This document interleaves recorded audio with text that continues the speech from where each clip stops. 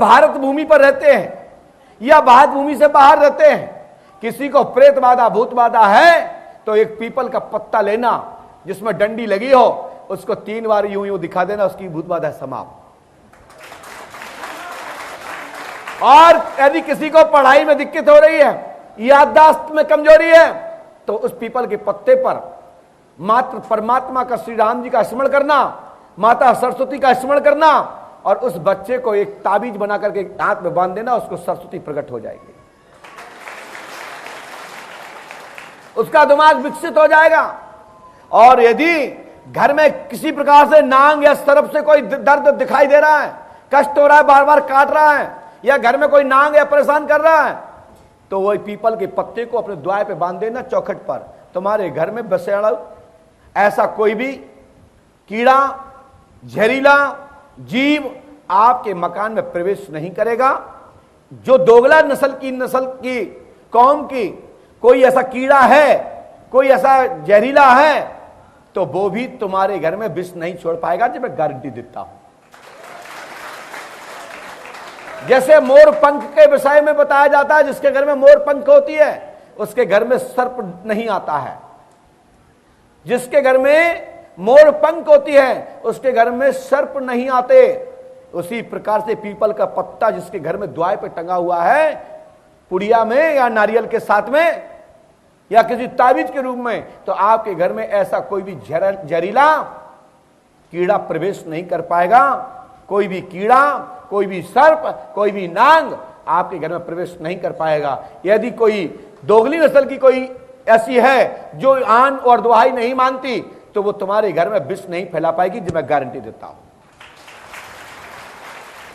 ऐसा हमारे ये पुरानी पद्धतियां हैं जो हमारे पूर्वजों के द्वारा, हमारे ग्रामवासियों के द्वारा, हमारी पूर्व माताएं बहनों के द्वारा जो प्रथा चली आ रही थी, वही प्रथा को अब मिशन आ गया है कि घर घर छोटे छोटे टोटके, छोटे छोटे उपाय, जिसमें मंत्र जंत्र नहीं करना, कोई पूजा पाठ नहीं करना, सरल तरीके से उपाय पहुंचा देना, ये पंडोकस सरकार के दरबार का संकल्प। और आपको छोटे छोटे यंत्र, तंत्र, मंत्र, तंत्र, जंत्र, टोटक, टाऊ इत्यादि विधि को बता करके आपको घर बैठे छोटे मोटे जानकार बना रहा हूं। एक नारियल घर में टांग लेना मात्र अपने इष्ट के नाम से, आपको मान के चलिए तुम्हारे घर में भूत बाधा नहीं घुस पाएगी। और घर में यदि कोई बलि लगना होगी, अकाल मृत्यु घटना दिख रही हो, किसी ने कह दिया हो तुम्हारे घर में बलि लगने वाली है, आपके घर में आपके बच्चे के साथ दुर्घटना होने वाली है, तो आप ध्यान रख लेना, 2 नारियल लेना, उस एक पे कहना, हे भगवान, हे बलि को लेने वाले, अकाल मृत्यु को ग्रहण करने वाले, अकाल आत्मा को ग्रहण करने वाले, परमात्मा के चक्र विधान के नियति के अनुसार यदि मेरे बच्चे की या मेरे परिजन की आयु है, तो ये बलि अमुक नाम के व्यक्ति को हम समर्पित करते हैं, इसकी बलि स्वीकार करें। और तत्काल में अमुक पुरुष के नाम से उसका हाथ लगवा करके उसको तोड़ दें, आपके घर की दुर्घटना टल जाएगी। ये कई जानकार लोग इसका फायदा उठा रहे हैं। आजकल बड़ी प्रथा बनी है, चल गई है, घर घर भभूति बांटने की। वो भभूति नहीं है, वो राख है, राख। हाथ लगाने से वो भभूति नहीं बन जाती, जिसमें कम से कम गायत्री मंत्र का आहुति ना दी हो, नवग्रहों की आहुति ना दी हो, जिसमें 10 महाविद्याओं की आहुति ना दी हो, किसी देवी देवताओं का अनुष्ठान ना किया गया हो, तो वो उसकी बगैर भस्म के भस्म भभूति नहीं बनती। और जितनी आजकल ये भभूति बंटवा रहे हैं या बांट रहे हैं, ये सब मान के चले दुकानदार लोग हैं। दुकानदार घिराक पनपा रहे हैं और भीड़ जुटाने के लिए और लोग तमाशा देखने के लिए और चमत्कार हो जाए, इसकी चक्कर में लाखों लोग परेशान हो रहे हैं और पैसा बर्बाद कर रहे हैं, धक्के खा रहे हैं, और कई लोगों की तो इंस्पॉट मृत्यु हो जाती है। ऐसे भभूति बांटने वालों लोगों के लिए मैं कहता हूं, ये नौटंकी बंद करो, नौटंकी बंद करो। ऐसी सादा राख खिलाने से कैंसर हो जाएगा।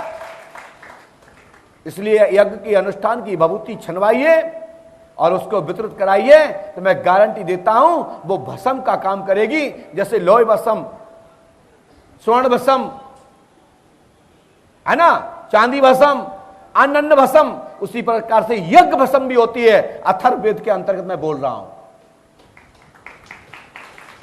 आजकल तो क्या है, कितनी भस्म आए कहां, तो उन्होंने 10,000 50,000 कंडे जलवा दिए। मौका पड़ा तो बगल का एक घूरा उठाया, छनवाया और पुड़िया बनवाई और किसी से बंटवा दिया, बोले बाबा की भभूति है, उससे मरोगे नहीं तो क्या होगा। इसलिए ये तो देख लो, भभूति भी खाने के पहले एक बार भभूति को खुशबू लेके देख लो कि इसमें घृत की खुशबू आ रही कि नहीं आ रही, इसमें तिल चावल की, हमारे यहां जो औषधि उसमें यज्ञ के अनुष्ठान में डाली जाती हैं, अगर तगर नगर मथा पत्थर फूल जटामासी इत्यादि, यदि उसमें खुशबू आती है, जैसे सब्जी की खुशबू आती है ना, ऐसे भभूति की खुशबू आती है, अच्छे अच्छे पक्के पकवानों की खुशबू आती है ना, ऐसे भभूति की खुशबू आती है। राख को मत खाइए, राख को खाओगे तो फेफड़े में इंफेक्शन हो जाएगा। जल लीजिए, भभूति लीजिए, मंदिरों की जाकर भभूति लीजिए, यज्ञ कुंड की भभूति लीजिए और किसी साधक से भभूति लीजिए, आपको भभूति मिल जाएगी। आजकल तो भभूति लाखों पुड़ियां बनवा करके वितरित करा जा रही हैं, घर घर दुकानें चलाई जा रही हैं, जिससे कि कोई 2 रुपया, कोई 5 रुपया, कोई 10 रुपया, कोई 50 रुपया, कोई 100 रुपया डालेगा और लोगों को लगेगा अरे साहब महाराज जी मुझे इतने बहुत चाहते हैं, घर घर भभूति बंटवा रहे, भभूति नहीं बंटवा रहा है, जहर बंटवा रहे, जहर। इससे बचो। यदि आपको भभूति खाने का शौक है तो घर में ओम नमः शिवाय का जाप करिए, उसका 10 श्रवण कीजिए, गूगल का पूर जलाइए, अपने गुरु मंत्र का जाप कीजिए, वहां की भभूति उठाइए, मस्तक पे लगाइए, आप खा लीजिए, आपको पंडोकर धाम की भभूति प्राप्त हो जाएगी और आपको वैष्णो माता की प्राप्त हो जाएगी, आपको पीताम्बरा पीठ की प्राप्त हो जाएगी, आपको दुनिया के सभी देवी देवताओं की हो जाएगी, जिसके नाम से हवन करोगे, उससे बड़ी कोई भभूति नहीं है। और आपको लगता है कि हमारे घर में ज्यादा संकट है, हम कुछ नहीं जानते, तो आप इतना करिए, मात्र पंडोकर सरकार का स्मरण करिए, द्वारकाधीश का स्मरण कीजिए, बांके बिहारी का स्मरण कीजिए और राम जी महाराज अयोध्यानाथ का स्मरण कीजिए। बांके बिहारी का नाम लेते हुए, हनुमान जी का नाम लेते हुए, बाबा शंकर का नाम लेते हुए, माता पुष्पावती का स्मरण करते हुए आप तो एक नारियल घर में रख लीजिए, साक्षात आपके घर में इष्ट का पदार्पण हो जाएगा। ऐसा नहीं दुकान से नारियल लिया और रख लिया, बोले बाबा हनुमान जी इसमें आ जाए, हनुमान जी ऐसे नहीं आते हैं। श्रद्धा भक्ति से उनका आह्वान कीजिए और ध्यान करके चिंतन मनन करते हुए परमात्मा का आह्वान कीजिए और कहिए प्रभु आप इस नारियल पर आकर का अपना स्तन ग्रहण करें और अपने पूजा घर में रख दीजिए। मैं गारंटी देता हूं कि आपका अनुभव सामने आने लगेंगे, आपकी पूर्वज अत्याधिक खुश हो जाएंगे और आपके घर की बाधा खत्म हो जाएगी। जो मैं जितना उपाय बता रहा हूं सरल बता रहा हूं। बोलिए श्री हनुमान जी पंडोखर सरकार की। जब भी मंदिर में जाते तो इस तरह से हाथ करने चाहिए, हे हनुमंतलाल जी महाराज, पंडोकर सरकार, राम जी महाराज, हम आपकी शरण में आए हैं। और जो माताएं बहनें हैं वो झोली पसारते हैं, जो भाई लोग हैं कुर्ता शर्ट को उठा लें और कहें भगवान मैं तो भिखारी हूं, मैं तो आपकी शरण में आया हूं, बस कृपा करें, यदि मेरी समर्था हो तो इसमें भीख डाल दें, अन्यथा कृपा करें, हमें कुछ नहीं चाहिए, हमें तो आपकी शरण चाहिए। और जब शरण प्राप्त हो जाएंगे तो भीख की आवश्यकता नहीं पड़ेगी, आपको माला माल का एक कोठा मिल जाएगा, खजाना मिल जाएगा।